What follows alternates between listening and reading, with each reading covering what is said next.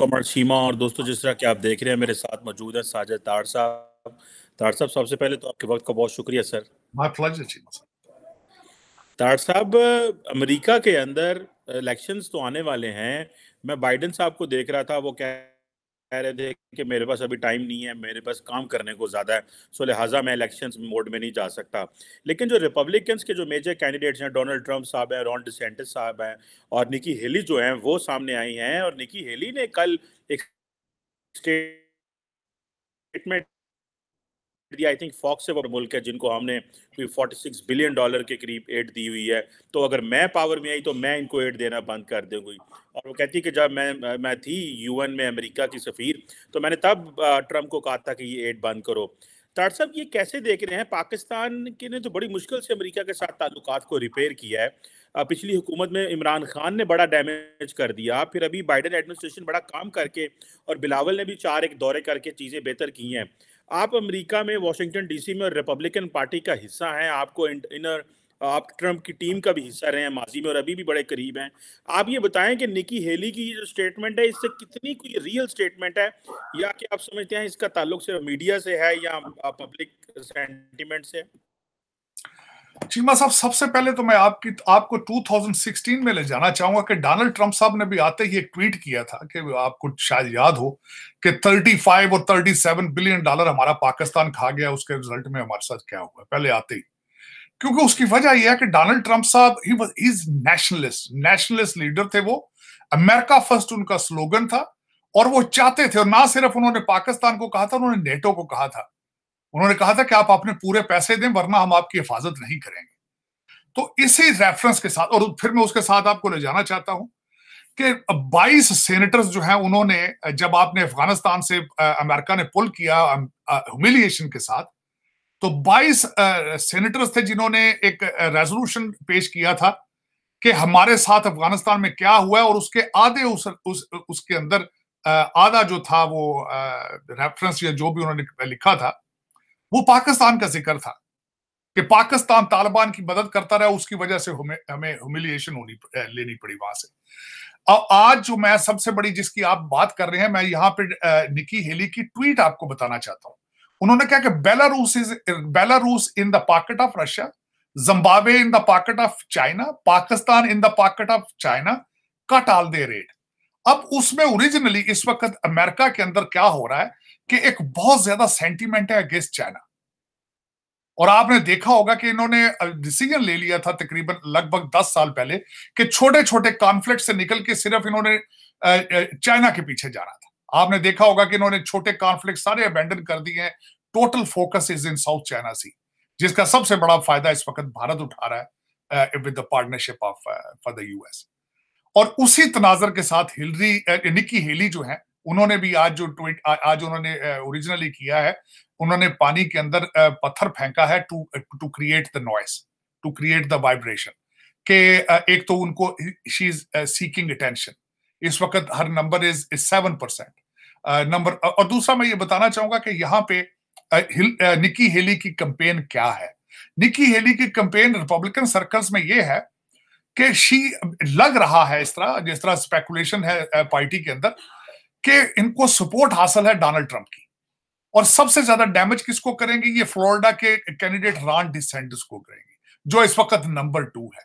ये उनके वोट तोड़ेंगी और प्राइमरी, और she is hoping for to join the ticket with Donald Trump. और यहाँ पे मैं ये भी बताना चाहूंगा कि ये निकी हेली की पहली एंटी पाकिस्तान स्टेटमेंट नहीं है। पहले भी she doesn't have good feelings about Pakistan. लेकिन उसमें मैं ये बताना चाहूंगा कि इस वक्त दुनिया का कोई भी कंट्री, कौन सा ऐसा कंट्री है जिसकी पाकिस्तान के लिए फीलिंग्स ठीक है? किसी की भी नहीं है। चाइना भी आपसे नाराज है। ये यहां तो ये कह रहे हैं निकी हेली अपनी ट्वीट के अंदर के Pakistan is in China's pocket, लेकिन वो भी नाराज है। उनका काउंसिल जनरल आज बंद पड़ा इस्लामाबाद के अंदर। वो सारे प्रोजेक्ट छोड़ के वापस जा चुके हैं। आपने $26 बिलियन उनका खा के आपने उनके पिज्जे बना लिए आपने। तो ये दर हकीकत मसला ये है कि Pakistan is in a free fall. इस वक्त अगर देखा जाए तो उसमें ना उनकी कोई फॉरेन पॉलिसी है, ना उनकी फाइनेंस पॉलिसी है, ना उनकी कोई पॉलिटिकल पॉलिसी है। इस वक्त 22 करोड़ लोगों को बिल्कुल कोई पता नहीं है कि इस वक्त उनके वहां who is the ruler of Pakistan, वहां पे शाट कौन कॉल कर रहा है, ये उनको कुछ पता नहीं है।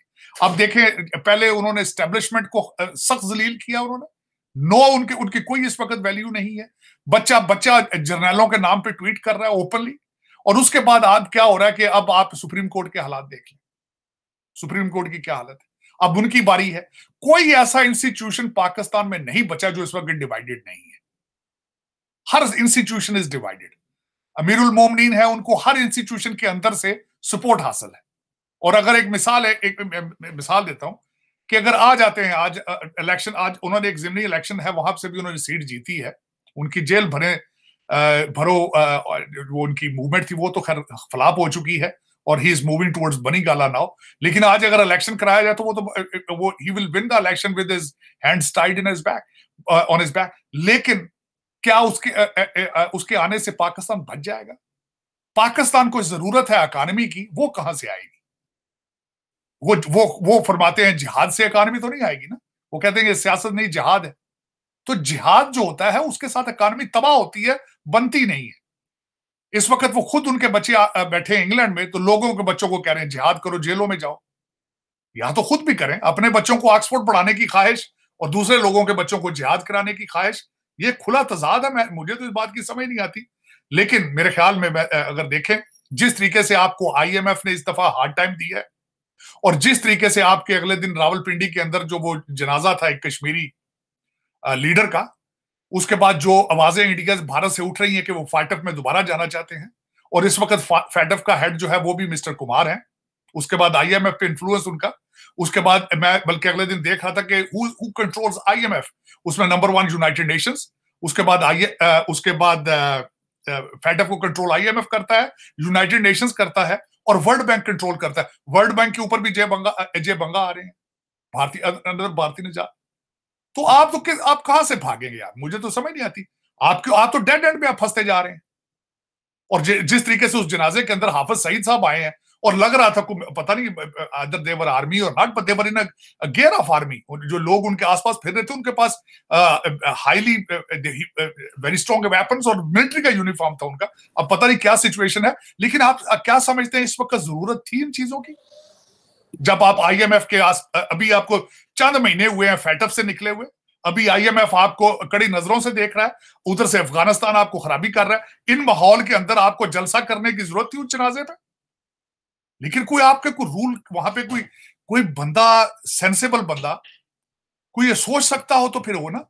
आप बिलावल भुट्टो की बात कर रहे हैं कि बिलावल भुट्टो साहब यहाँ अपने रिलेशनशिप ठीक कर गए, मैं डिसएग्री करूंगा। वो यहाँ पे अपने रिलेशनशिप ठीक कर गए, पाकिस्तान के रिलेशनशिप ठीक नहीं किए उन्होंने। वो सिर्फ अपनी मार्केटिंग करने यहां पे आए हैं। अगले दिन किसी ने कहा कि वो आपके शेख रशीद साहब फरमा रहे थे, मैं उनकी जबान तो नहीं, जो मैं I don't like the way he talks about it, लेकिन उन्होंने कहा है कि बिलावल भुट्टो अफ्रीका के छोटे छोटे मुल्कों में जा रहा है जो भाबड़े बाजार से भी छोटे हैं। आजकल लोग इसी तरह कहते हैं कि बिलावल भुट्टो साहब पाकिस्तान आते हैं दौरे पे, तो उन्होंने खूब एंजॉय, ठीक है, करें अपना प्रोटोकॉल एंजॉय करें, क्योंकि आपके वो सारे हर लोग ही वहां प्रोटोकॉल एंजॉय कर रहे हैं। देखें आप 85-83 आपकी फेडरल कैबिनेट में है, किसी को पता ही नहीं है। मेरा मकसद कि इस वक्त Pakistan, how Pakistan is will survive. अब मैं छोटी सी एक और बात आपको बताना चाहूंगा चीमा साहब, कि ये अभी तो आप सर्वाइवल मोड में है। इसी साल के अंदर $8 बिलियन के कर्जों की किस्तें आपने देनी है। इसी साल के अंदर $8 बिलियन, वो कहां से आएंगे? वो कहां से आएंगे पैसे? अभी तो आपके इनके जितने 5-6 हजार आपकी रूलिंग एलीट है, इनके तो बच्चे भूखे बैठे हैं लंदन और टोरंटो में। अभी तो पहले तो $2-4 बिलियन तो चाहिए उनकी फीसें देने या उनके घरों के खर्चे पूरे करने। $2-4 बिलियन तो आपको इमीडिएटली चाहिए उनके लिए। पाकिस्तान तो वो पहुंचेंगे ही नहीं। और दूसरा ये कि मैं निक्की हेली से भी मैं किसी वक्त बल्कि कहूंगा, आप बेशक बंद कर दें अमेरिका पैसे देने, क्योंकि वो पैसे तो पाकिस्तान जाते ही नहीं है। अमेरिकन एड वो पाकिस्तान कहां जाती है? वो इस्लामाबाद पहुंचती है, वहां पे मिल मिला के इधर उधर करके अकाउंटों में गई। लेकिन तार साहब, एक मैं यहाँ पे कमेंट करना चाहता हूँ कि अगर वो एड पाकिस्तान नहीं जाती तो फिर वो कहाँ जाती है? और जो यहाँ पे US मिशन बैठा हुआ वो भी तो मॉनिटर कर रहा है। US एड है इतना बड़ा, वो भी तो मॉनिटर कर रहे हैं ना। मतलब मैं बताता हूँ, मैं जब भी पाकिस्तान गया हूं, मैंने पाकिस्तानी अखबार खोली तो फ्रंट पेज के ऊपर ऐड होती है US एड वालों की। अगर आपको फ्रॉड और करप्शन मिले यूएस एड के किसी प्रोजेक्ट पे, इस पे कॉल करें। मजबूर पागल है वो कि हर अखबार के मेन फ्रंट पे ऊपर वो ऐड देते हैं, हर रोज डेली बेस पे दे रहे हैं। आपकी हर एनजीओ फ्रॉड है, आपका हर कॉन्ट्रैक्टर फ्रॉड है। तो वो क्या करें? वो देते तो हैं, देनी तो उन्होंने है क्योंकि सुपर पावर है, उन्होंने अपनी पीआर के लिए तो करते हैं, उन्हें भी पता होता है खा जाना है इन्होंने, क्या करें? उन्हें पता है आपकी करप्शन का, क्या करें वो? लेकिन ये कि वो पैसा जो जाता है बाहर से, वो आपके ये जो आईएमएफ का पैकेज है, 23वां पैकेज है, यूएस एड है, आपके प्लाजे दुबई और लंदन में ऐसे नहीं बन गए चीमा साहब, वो रेत के नहीं है, वो डॉलरों से बने हैं, पाउंडों से बने हैं। और इस वक्त सबसे बड़ी बात मुझे बताएं, मैं तो आईएमएफ को लेटर लिखना चाहता हूं आज कि आपके टिम हॉर्टन की 60 इन हालात के अंदर जब आईएमएफ के सामने एड़ियां रगड़ रहे हैं आप, टिम हॉर्टन कम्युनिटी ने 61 ईयर्स का उनका रिकॉर्ड तोड़ दिया। ये आईएमएफ को देखना चाहिए कि ये कौन है कौम, इनको जरूरत है आईएमएफ के पैकेज की, लम्हा फिक्रिया ये। लेकिन ये कि चीमा साहब आप मुझे उसको छोड़े, मैं आज बल्कि गिला है मुझे इस चीज का, मैं अगले दिन भी किसी से बैठ रहा था, हम सीएसएस करने वाले कौन है? मिडिल क्लास या लोअर मिडिल क्लास के बच्चे होते हैं, 18वें ग्रेड में पहुंचते जाते हैं, बच्चों को लंदन लेके आ जाते हैं, या मास्टर करने के लिए पाकिस्तान ट्यूशन फीस देता है उनकी अमेरिका या लंदन के लिए, वो खुद आते हैं, फिजिकली वापस जाते हैं, दिल दिमाग यहां छोड़ जाते हैं, खाब आपने देखने फौरन। हर 18वें ग्रेड का बंदा पाकिस्तान को वो लूट रहा है, खा रहा है, खून चूस रहा है उसका। ये कोई थोड़े से लोग थोड़ी हैं ये देखे ना, जर्नैल कौन है? मिडिल क्लास के लोग हैं। हमारे आर्मी चीफ के वाले साहब कौन थे? प्राइमरी स्कूल के टीचर थे वो भूल गए आज के हम, मेरा बैकग्राउंड क्या है। इसी तरह हर बंदे की स्टोरी यही है, हर सीएसएस अफसर की स्टोरी यही है। एच सोनियन है, लंदन है, लंदन स्कूल ऑफ इकोनॉमिक्स है, ऑक्सफोर्ड है, कैम्ब्रिज है, हार्वर्ड है, प्रिंसटन है, यहां से करके जाते हैं। इनको पता ही नहीं है चीमा साहब, पाकिस्तान में अजय बंगा क्यों नहीं पैदा हो रहा? ये क्वेश्चन मारे मेरा 22 करोड़ लोगों से। ये सवाल है, बिल्कुल सही सवाल। और वो अजय बंगा जो है वो मिडिल क्लास से था, उसका बैकग्राउंड पढ़े जरा उसका, he went from the public schools। वहां मां क्यों नहीं पैदा कर रही बच्चे इंटेलेक्ट के साथ? क्यों अपनी मां के कपड़े सुबह शाम ये फाड़ रहे हैं, उसका खून चूस रहे हैं? शर्म नहीं इनको आती? कोई जमीर नहीं है इनके? हर सीएसएस अफसर मिडिल क्लास से और लोअर मिडिल क्लास से, लेकिन वो करता क्या है? शादी कर लेता है किसी अमीर और बड़े नवाब की बच्ची से, सारी जिंदगी उसके खर्चे पूरा करता है, गरीबों का खून चूस चूस के। चीमा साहब इनको कुछ शर्मो हया ही नहीं है, कोई लेगेसी ही नहीं, सोचते ही नहीं है कि कब्र में जाना है, वहां लेके क्या जाएंगे हम। और डोगर साहब 70 करोड़ ताड़ का जवाब देना, वो कहता 70 करोड़ के घर में रह रहा बंदा, पोजीशन उसकी क्या एसएसपी है। डोगर साहब ने तो सीएसएस किया होगा ना कभी? डोगर साहब कौन से नवाब पटियाले के जुआई हैं? लेकिन पता नहीं चीमा साहब, मैं तो हैरान होता रहा कि ये क्या अपनी मां के कपड़े फाड़ते हो यार, सुबह शाम थप्पड़ मार रहे हो अपनी मां को। कौन सा मुल्क आपने देखा जो अपने आप को आग लगाने के लिए तैयार हो? आप तैयार हैं आज? आप तैयार हैं? बिल्कुल, absolutely you are ready. Petrol Khan सब हाथ में लेके फिर रहे, तीली लगाने की देर है। चलो चीमा साहब, फिर सुआए आपके कुछ जजों के ऐसी सोनियन है, बाकी कुछ होंगे जो नीचे से भी आए होंगे। मेरा ख्याल है पटी पड़ा इस वक्त वो कई जो है नकवी साहब, मेरा ख्याल इज नॉट ऐसी सोनियन, लेकिन कई ऐसे है। लेकिन चले कोई नहीं, लेकिन जो ऐसी सोनियन है तो पाकिस्तानी ना, लेकिन किसी को है पाकिस्तान का कोई ख्याल? किसी को आज मैं आज आपसे ये पूछना चाहता हूं चीमा साहब, आज इटली के पास जो किश्ती गिरी है जिसमें 2 दर्जन से ज्यादा पाकिस्तानी डूबे, सारे मंडी मौजूद है गुजरात के, उनका सोयो मोटो एक्शन कौन लेगा? सही कह रहे हैं। इस वक्त 55,000 केसेस है सुप्रीम कोर्ट में पेंडिंग, 2 लाख से ज्यादा केसेस हाई कोर्ट में फंसे हुए, इनको सिर्फ पॉलिटिकल केसेस ही नजर आते हैं। क्या बात है? सुबह अदालत खुलती, हाईकोर्ट की खुलती थी, शाम तक बैठ के वहां जिस तरह किराने की दुकान खोल के बैठे जज इमरान खान का इंतजार करते थे सारा दिन बैठ। ये सिस्टम, कोई मॉरल्स ही कोई नहीं, कोई शर्मो हया ही नहीं। उस बंदे को शर्म नहीं है जिसकी पार्टी का नाम तरीके इंसाफ है, कि इंसाफ ये चीज है। आज कह रहा, कहता वो जज साहब को कह रहा है, वो कहता जी उठ के तुसी भी उस बैंकिंग कोर्ट से आ जाना, कहता मैं फलाने चौक खलोता होते आके मिल जाओ, अदालत इतने मेरे को चुक के ले आओ, और he is head of a तरीके इंसाफ। चीमा साहब ये दुख इस बात का होता है कि वॉशिंगटन डीसी में बैठ के दुनिया नजर आती है, वहां पे जो 22 करोड़ है उनकी मत मारी जा चुकी, सुन करके रख दिया उन्होंने इनको। यहां नजर आता है कि बांग्लादेश आपसे, उन्होंने शुक्र किया आपसे जान छूटी। इस वक्त आपके अफगानी भी आपसे आगे निकले जा रहे हैं। उन्होंने भी जितनी आर्मी बेसिस थी वह ट्रेड सेंटर्स बना रहे हैं वो। और ਤੁਹਾਡਾ ਮੁੰਡਾ ਸੋਹਣਾ ਤੁਹਾਨੂੰ ਕਹਿੰਦਾ जिहाद करो, जिहाद जिहाद जिहाद, हालांकि ਤੁਹਾਡੇ डीएनए ਚ जिहाद नहीं। तार साहब, रब्बानी ब्रदर्स जो हैं वो आए हैं ग्वांतानामो से वापस, और मेरा ख्याल है सिर्फ 3 बंदे को थे रह गए, सिर्फ पाकिस्तानी होते रह गए। चीमा साहब, जाहिर है उसी कौम ने रहना था जिनका साईं वारस कोई नहीं। और आज मैं बताना चाहता हूं, मेरे लिए बड़ा दुखी, सबसे पहले तो मैं बताना चाहूंगा कि उस आर्टिकल का नाम जो है हामिद मीर साहब ने क्या रखा है। उन्होंने कहा कि आज मोहम्मद अहमद गुलाम रब्बानी एक जेल से निकल के दूसरी जेल में फंस गया, छोटी जेल से निकल के आईएमएफ की बड़ी जेल में फंस गया, ये उन्वान था उनका। और आज मैं बताना चाहता हूं कि खासकर वो उनकी स्टोरी अहमद रब्बानी के घर की थी, अहमद गुलाम रब्बानी घर की स्टोरी क्या थी। इनको अमेरिकन को एक बंदा चाहिए था, हसन गुल उसका नाम था। उसके ऊपर इनकी एलिगेशंस थी कि ये उसामा बिन, वो उर्दू अरबी बोलता था बड़ी तेज तेज, और इनकी एलिगेशंस थी कि वो बंदा उसामा बिन लादेन से लेटर लेके तो अर्ज़कावी साहब के पास जाके उनकी कम्युनिकेशन कराता है। उसको ढूंढ रहे थे तो कराची के अंदर अहमद रब्बानी, इसका कसूर ये है, पहला कसूर इसकी बदकिस्मती के पाकिस्तानी पैदा हुआ, दूसरा ही अरबी बोलता था, रिक्शा ड्राइवर था। वो हसन गुल तो इनको नहीं मिला, इसको आपके इदारों ने पकड़ के $5000 में बेच दिया। ये बंदा पहले अफगानिस्तान ले जाके मारते रहे, फिर उसको यहां ला के डाल दिया। उसके बाद इन द मीन टाइम क्या हुआ, हसन गुल को 2004 में उन्होंने इराकी कुर्दिस्तान से पकड़ लिया अमेरिकन से।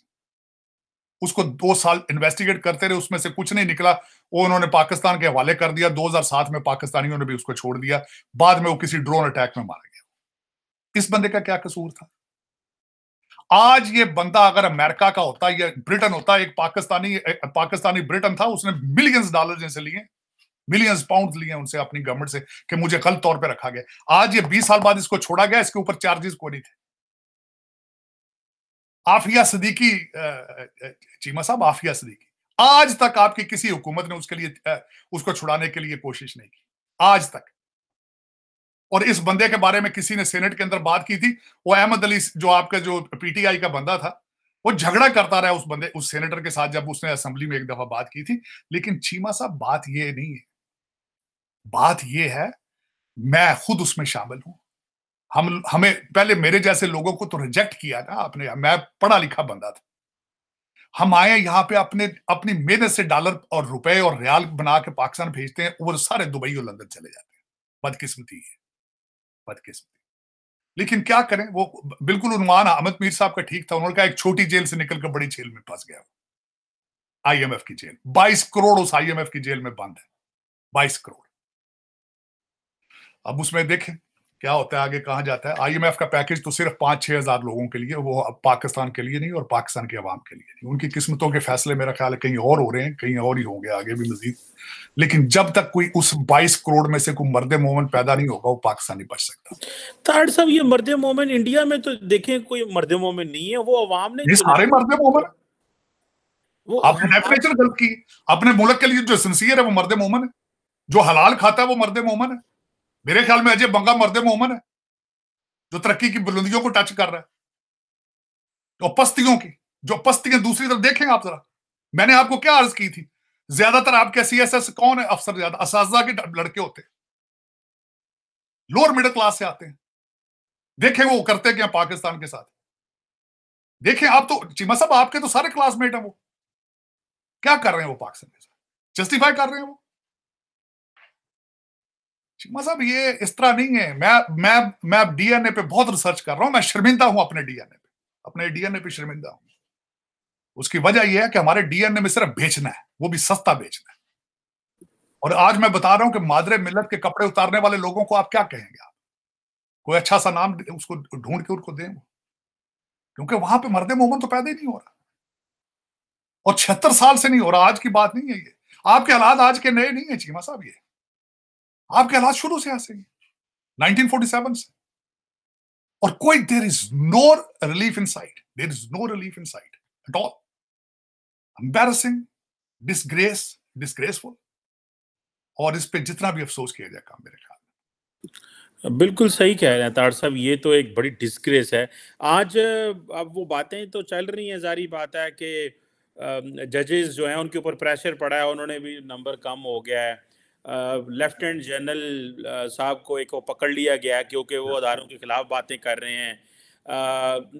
तार साहब, आजकल पाकिस्तान में एक बड़ा वो बात चल रही है कि अच्छी खबर क्यों नहीं आती, कभी कोई अच्छी खबर ही नहीं आ रही, सारे लोग लगे हुए हैं पाकिस्तान पे। How do you see this sir? Cheema साहब, अच्छी खबर सबसे पहले तो मैं डिफाइन करना चाहूंगा, अच्छी खबर खबर नहीं होती। नंबर वन, ह्यूमन नेचर है कि अच्छी खबर को आज कहे ना कि पाकिस्तान किसी के घर लड़का पैदा हो गया तो वो खबर नहीं होगी।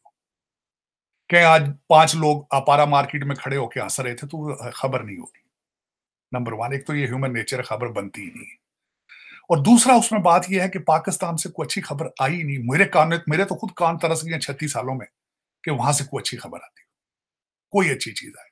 मैं छोटी सी मिसाल देता हूं आपको, छोटी सी मिसाल, बल्कि इस परसों चौथ हमने खुद एक्सपीरियंस किया, एक बंदा, हमने खुद एक सेमिनार किया। मैं कहता हूं वॉशिंगटन डीसी में पहली दफा एक कमरे के अंदर 15-20 पीएचडी एकेडमिया के इकट्ठे होकर पाकिस्तान के टेररिज्म पे बात कर रहे थे, और हमारे पाकिस्तान के एक नंबर 1 जर्नलिस्ट ने उसको किस तरह डिफाइन किया। This is what the Pakistan is, this is what the Pakistan. और यही और आपका कोई डिप्लोमेटिक मिशन, आपकी कोई एम्बेसी, कोई किसी जगह पॉजिटिव काम हो रहा हो तो चीमा साहब, मैं तो खुद चाहता हूं मेरे साथ कोई डिबेट करे यार, मुझे चैलेंज करे कि यार यू आर ऑलवेज नेगेटिव। मेरी तो खुद दिल करता है मैं पॉजिटिव चीजें देखूं, मुझे बताएं पीआईए बहुत आगे चली गई है, मैं सुनना चाहता हूं। पाकिस्तान रेलवे बड़ा प्रॉफिटेबल हो गया है, पाकिस्तान स्टील मिल बहुत प्रॉफिट प्रोड्यूस कर रही है। लोगों ने पैसे, लोग जितने वजीर आते हैं वो तनख्वाह नहीं लेते, वो सैकड़ों पे आ रहे हैं। मैं तो खुद ये सुनना चाहता हूं। इमरान खान साहब ने भैंसें बेच दी थी आके, लेकिन ऐसे हेलीकॉप्टर पे चढ़े उतरे नहीं उसके बाद। मैं तो खुद सुनना चाहता हूं। मैं तो खान साहब के लिए नफल मांग के बैठा रहता हूं, दुआएं मांगता था सुबह शाम। आपको शायद मेरे दफ्तर वालों ने बताया होगा कि मैं मुसलसल वहां गाना लगाता था, बनेगा नया पाकिस्तान। पाकिस्तान के अंदर मैं अपने ऑफिस में अपने अमेरिकन दोस्तों को सुनाता था वो गाना, अब बनेगा नया पाकिस्तान, आएगा इमरान। साहब, उन्होंने टॉप से लेके बॉटम साहब हर बंदे को नाकाम कर दिया और फेल कर दिया। हर बंदा जो उम्मीद लगा के बैठा हुआ था, हर एक को नाकाम किया इमरान खान ने। चीमा साहब, इस वक्त मेरे अंदर से बददुआएं निकलती, इतनी तकलीफ में हूं मैं, जिसके बाद आज इब्सार आलम का मैंने आर्टिकल पढ़ा है कि किस तरह हाउसिंग सोसाइटी वाले को ले जाके मार मार के वो नजफ और मासूमा उसको नाम, फिर 4 जिस बंदे के 4 टीवी चैनल थे उससे 8 करोड़ लिया उन्होंने। और उन्होंने ओपन किया, इब्सार आलम इज लिविंग इन इस्लामाबाद, उसके बच्चे को मारा गया, उसके ऊपर गोलियां चली हैं। मैं चाहता हूं उसके इस आर्टिकल के ऊपर कुछ मोटो एक्शन ले, देखें।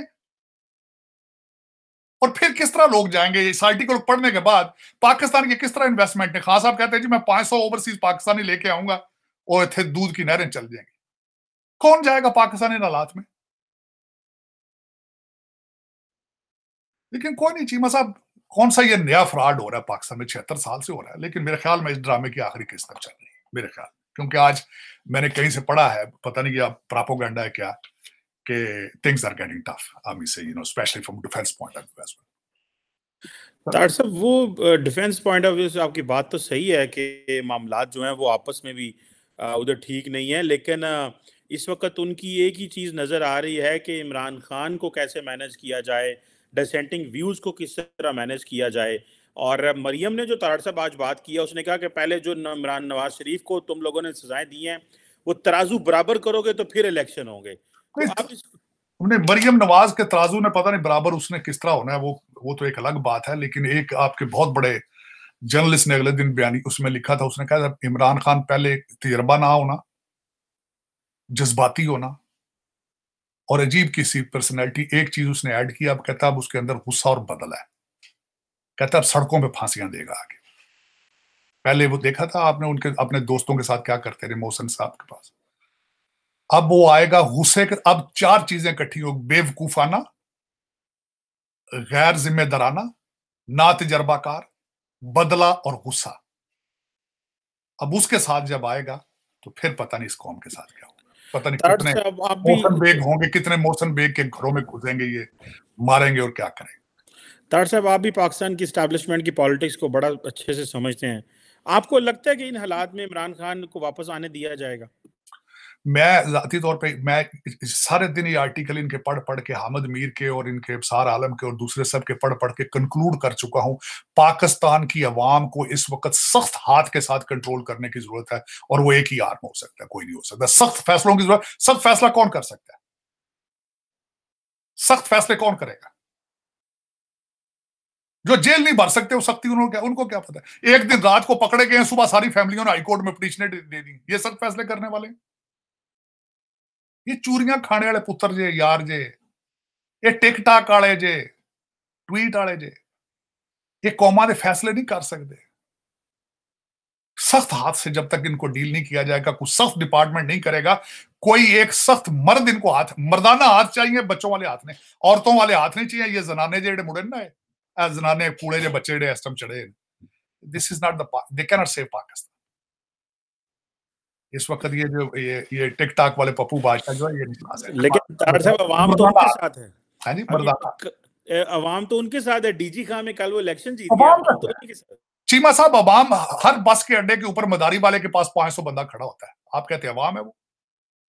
और लकी रानी सर्कस के ऊपर 10-10 हजार लोग होते हैं, 5-5 हजार थप्पड़ मार रहे होते हैं, लड़ रहे होते हैं, आप अवाम उनको कहते हैं? ये जमे गफीर है, पार्टी करने आता है, ये कौन सा है? आप समझते हैं ये फैसले लेने देने आए? तालीम के हालात है इनके।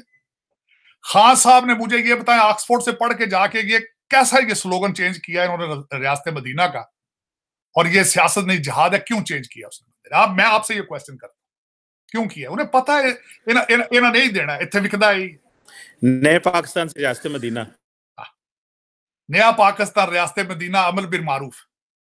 उसने ये ऐसे ही नहीं चेंज किया। ऑक्सफोर्ड ग्रेजुएट है, प्ले बॉय, मैकियावेली जूनियर। बिल्कुल सही कह रहे हैं तार साहब। ये एक बस वो समझते हैं कि जिंदा कैसे रहना है, अपनी सियासत कैसे करनी है। नहीं, जिंदा नहीं रहना, नहीं चीमा साहब, जिंदा तो वो लंदन में भी थे। लूटना किस तरह, साथ अपने पप्पू बच्चों की टीम जो 25-25 साल के लौंडे लपाड़े, उनको अरबपति किस तरह बनाना, that's what the objective is. बिल्कुल सही कह रहे हैं। और ये जो तजर्बा उनकी फैमिली से हुआ, घर से हुआ, वो भी बड़ा अजीब था, जिसको लोग अमूमन हम घर की बातें नहीं करते, लेकिन अब जिस तरह मरीम नवाज और बाकी लोग सड़कों पे टीवी पे आके बातें कर रहे हैं कि घर से जो है वो हुकूमत चलती थी और इमरान खान साहब हर वो काम करते थे जो उनकी वाइफ कहती थी। उन्होंने तो अपनी पिछली वाइफ को तलाक इनकी इस मौजूदा वाइफ के कहने पे दे दी। चीमा साहब नहीं, चलते किस तरह थे घर से, ये भी तो बताया ना। ऑन चौधरी ने कहा कि सेक्रेटरियों की तस्वीरें देखती थी, उनके नामों के स्पेलिंग देख के उनको प्रमोट किया जाता। This is what he did with Pakistan. ये सही बात है। चीमा साहब को ਐਵੇਂ ਹੀ ਨਹੀਂ ਨਾ, ਇੱਕ ਬਿਊਰੋਕਰੇਟ ਦੀ ਕੁੜੀ ਵਾਸਤੇ 1 ਅਰਬ ਰੁਪਈਆ, 1 ਅਰਬ 20 ਕਰੋੜ ਦੀਆਂ ਸਲਾਮੀਆਂ, ज्वेलरी और गड्डियां बखरियां, ਐਵੇਂ ਤੇ नहीं होया। जिस टाइम एक बेवकूफाना किस्म का ऊपर सियासत में आ जाए लीडर, उसके पीछे नीचे देगे चढ़ाते हैं ये जितने ब्यूरोक्रेट है, ये लुडियां पाते हैं, क्योंकि अन्नी पै जाती, फिर अन्नी साडा बंदा आ गया, हमें नासर है, बस क्या करें। मतलब दुख होता है वाशिंगटन डीसी में बैठ के जब देखा जाता है दूसरी हर कौम हर कौम राइट साइड पे जा रही है, आप लेफ्ट साइड पे जा रहे हैं, वाहिद। और एक नहीं है, 22 करोड़। मुझे पिछले दिनों एक कमेडियन था, उसने कहा था बेवकूफ एक जमे गफीर, उसने कहा डोंट एवर एस्टिमेट जो लोग बेवकूफ हों और बहुत ज्यादा हों, उनको अंडर एस्टिमेट ना करो। सही कह रहे, बेवकूफ और बहुत ज्यादा हो, डरना चाहिए, उनसे डरना चाहिए। बिल्कुल सही कह रहे हैं आप, सही कह रहे हैं तार साहब, अल्लाह पाकिस्तान कामयाब नासिर हो। एक गल जे उन्हें आख्या जी जिस गल सारी लड़ाई ते रह गई सुलह कर लो तो ये वो चक्कर है। Thank you very much Shahid तार साहब sir, it's always pleasure talking to you sir, बहुत मेहरबानी सर, बहुत शुक्रिया।